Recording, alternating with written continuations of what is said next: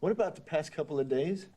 They happened, you know? I know that they happened and they were wonderful, but they were also very irresponsible.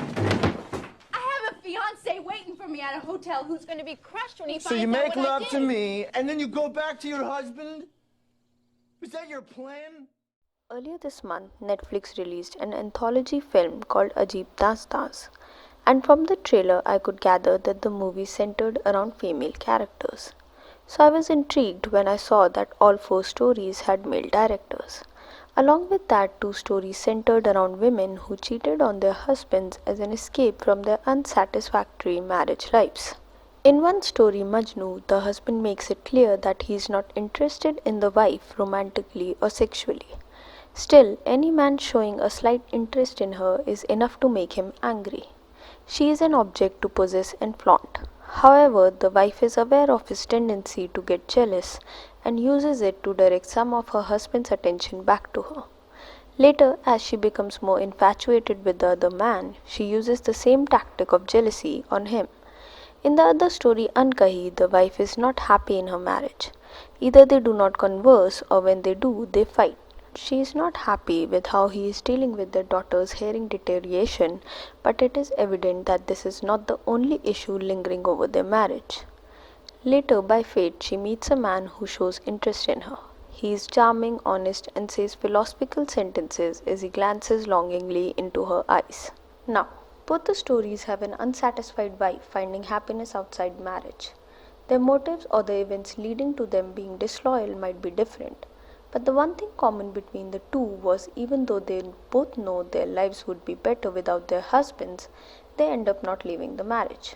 This unexpected and uneasy conclusion led me to explore other Hindi films with a similar narrative of a wife cheating on her husband and made me question whether the wife staying in the marriage a universally accepted ending.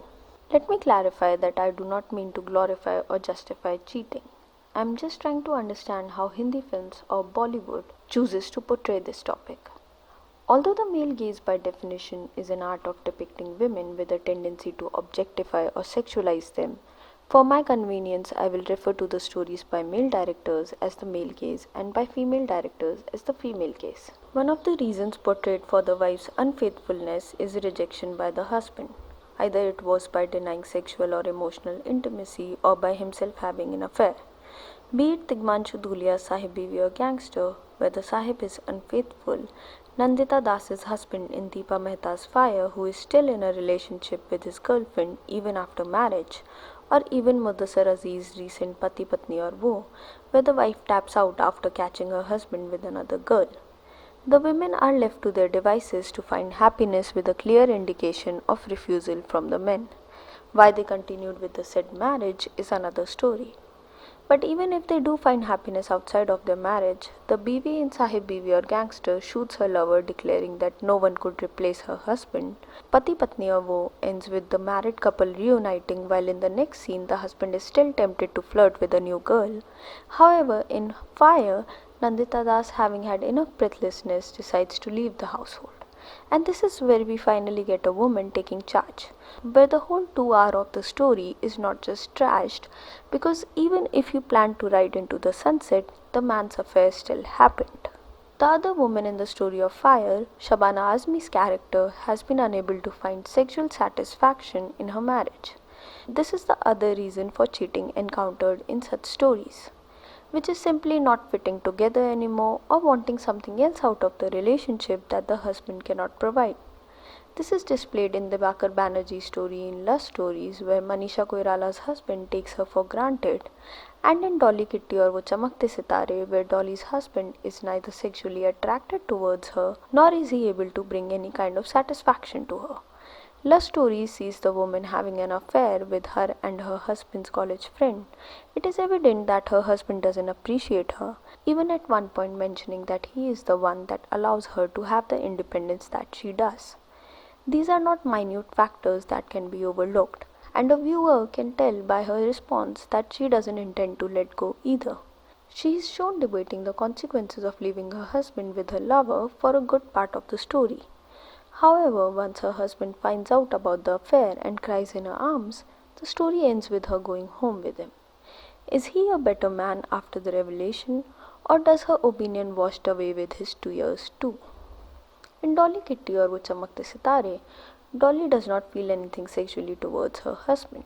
She meets a man and develops a relationship with him. The story takes a somewhat similar turn. The husband finds out about the affair and pleads to his wife to still stay together, but this time the wife refuses.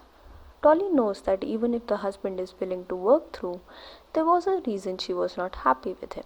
She does not pretend that her fairy tale marriage is saved and doesn't let go of all the calms which the other stories seem to nicely overlook. The story structure is similar whether by the male gaze or by the female gaze. It starts with the problems in a relationship. The woman develops an intimacy with the other man. The husband or someone close to them finds out and the wife is left at a crossroad. A lot of the stories show the wife meeting the other man by chance and they both enter into a friendship/love relationship. On screen they are a romantic couple of the movie, the ones the audience wants to root for.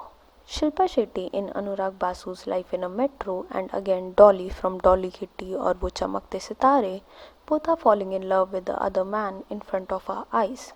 Even the infamous Mahesh Bhatt's murder has the woman meet and rekindle her old flame when she was dejected by her life. These characters do not set out to cheat but take a somewhat natural path of finding love minus the being already married part. And because of this, the audience is far more invested in seeing the wife end up with the other man. Unless any fault is shown in the other man, he is the perfect partner for her. Like in Life in a Metro or Kayose Rani's Unkahi, the other man understands her, shares her interests, listens to her, and values her, while the husband is left as an afterthought. It's the classic romantic structure that Bollywood has mastered over the years. Only the obstacle here is the marriage. The other end of the spectrum is stories where the women intentionally cheat, be it to entice jealousy like in Shashank Khaitan's Majnu or just for the pleasure of it like in Alankita Srivastav's Lipstick Under My Burkha. In Majnu, the wife takes pleasure out of watching her husband beat up the men that swoon over her, a sign that he still cares. Similarly, in Lipstick Under My Burkha, when Leela's boyfriend rejects her, she kisses her fiancé in front of him. The difference is their actions afterwards. When in Majnu the woman is finally kissed by her lover, she immediately lets go of her strong demeanor and turns into a petite lady who has had all the bad luck in the world. Whereas Leela proceeds to try to have sex with her fiancé because in this case she just wanted sex. I'm not condemning either women for their behavior, but where the latter seems consistent with the type of character Leela has been portrayed as, the former just loses that. Even if you want the character to not be so sexually active, Anvita Dutt Guptan's Bulbbul shows us how a woman can seduce someone using just words and subtle gestures. Bulbbul is completely aware of the effect her friendship with the doctor has on her brother-in-law, a man she has been in love with for years. Yet there is nothing sexual in either of the relationships. Bulbbul is not shown wearing tight clothes as the camera follows her silhouette through the eyes of her to-be lover, nor does she press against him when trying to lure him. Even Bulbbul's Bhabhi, who is shown to be much more forward in displaying her affection towards her elder brother-in-law, does it subtly, through manipulation and praises. This is where on paper strong female characters through the male gaze often fail. They are outspoken, in sync with their sexuality and listen to their heart. Yet when push comes to shove, they need a man to lead them into battle, even if the battle is an extramarital affair. Now, to the real reason we are here. In Life in a Metro, Unkahi, Murder and more, the woman decides to stay with her husband. All of the stories have been through the male gaze. From the female gaze, Lipstick Under My Burkha's Leela is left by her fiancé after he finds out that she slept with her boyfriend on the day of their engagement. He leaves her and takes with him all the financial stability he was going to give her. Dolly is seen leaving on a bus with one of her sons, and Bulbbul remains a mystical entity belonging to no one. In Karan Johar's Kabhi Alvida Na Kehna, Rani Mukherjee decides to stay with her husband and only leaves after her father-in-law gives her permission to do so. Meanwhile, in Leena Yadav's Parched, Radhika Apte's character, after sleeping with a man just to get pregnant, fights back her husband when she realizes he is impotent. Even if by chance In the end, she is free from the shackles and sets out to raise a good child the way she wants to. The women of the female gaze face the consequences of their affair. They are set free from the marriage, but they still have a lot of challenges to face. While the male gaze protects these women by forgiving them or even in some cases being oblivious to their unfaithfulness. This is a dangerous message for men and women. While women are told that they can fuck up and continue having the emotional security of a marriage, the men are told that the woman might spend a while in the arms of the other, she will come back to you because you married her. The female gaze doesn't shy away from showing the dirty of a woman's mind, be it sex-crave Leela or manipulative Bulbbul's Bhabhi. These are women with a clear set of wants, and it doesn't take a backseat in the course of the story. Even if the man is willing to forgive them, they are well aware of the reasons that led them here. Both the women of Majnu and Parched end up being pregnant with the other man's child. Yet, one has been displayed as loudmouth and stubborn is the one who ends up on a railway station holding the hand of her gay husband, while the other just drives off with her best friends, determined to raise the child on her own. In Unkahi, Life in a Metro and Dolly, they are unhappy with their husbands and develop a much more meaningful relationship with the other. Yet Shefali Shah takes a minute-long look at her husband laughing with their daughter and forgets every argument or disagreement they had. She chooses her husband because he learned one letter of sign language. But told through the female gaze, Dolly, even after the acceptance from her husband, decides to take the son he did not like and leaves the house. By the male gaze, cheating is a diversion or inconvenience on the way to a lifetime with the same partner. The issues are still there but not addressed by either because they do not need to be. What's important is that the wife came back to her husband, almost as if the damage which was done by the wife's act of rejection is mended now that she's back with you. According to the female gaze, the women cheat and they face the consequences. Even if the man is willing to forgive them, they are aware of the reasons that led to them being unfaithful. They are dealing with it and moving on, knowing full well how difficult it is going to be. But that is the intrigue of it.